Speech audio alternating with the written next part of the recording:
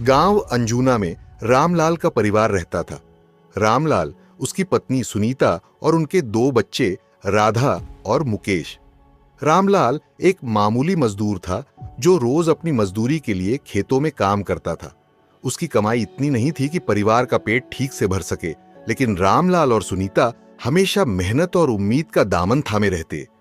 सुनीता घर में सिलाई बुनाई का काम करती थी। पुराने कपड़ों को सुधारना, नई डिजाइन बनाना, यही उसका योगदान था जिससे कुछ पैसे मिल जाते थे। लेकिन जब भी खाने का वक्त आता, बच्चों की भूखी आंखें उनका दिल चीर देती। एक दिन गांव में एक भयंकर तूफान आया।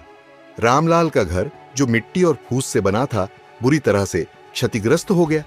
अब उनके पास सिर छुपाने की भी जगह नहीं बची थी। रामलाल और सुनीता ने मिलकर अपने घर को फिर से बनाने का फैसला किया, लेकिन उनके पास संसाधन नहीं थे। गांव वालों ने रामलाल के परिवार की मदद के लिए चंदा इकट्ठा किया। जो भी जिसके पास था उसने दिया। किसी ने थोड़े पैसे, किसी ने ईंटें और किसी ने लकड़ी। सबने मिलकर रामलाल का घर फिर से खड़ा किया। यह गांव की एकता और दयालुता का प्रतीक था। हालांकि घर अब बन चुका था, लेकिन गरीबी की जंजीरें अभी भी उनकी जिंदगी को जकड़े हुए थीं। राधा और मुकेश की पढ़ाई भी अधूरी रह गई थी। रामलाल और सुनीता ने तय किया कि बच्चों की पढ़ाई के लिए वे कोई भी कुर्बानी देने को तैयार हैं। रामलाल ने गांव के स्कूल के हेडमास्टर से मदद की गुहार लगाई। हेडमास्टर ने बच्चों की पढ़ाई के लिए किताबें और यूनिफॉर्म दिलाने का वादा किया। राधा और मुकेश अब स्कूल जाने लगे।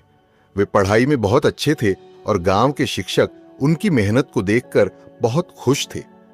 एक दिन गांव में एक सरकारी योजना की घोषणा हुई, जिसमें गरीब परिवारों को सिलाई मशीनें दी जा रही थीं। सुनीता ने इस योजना का लाभ उठाया और नई सिलाई मशीन पाई। अब वह और भी ज्यादा काम कर सकती थी। उसकी मेहनत ने रंग लाया और धीरे धीरे उनकी आर्थिक स्थिति में सुधार होने लगा।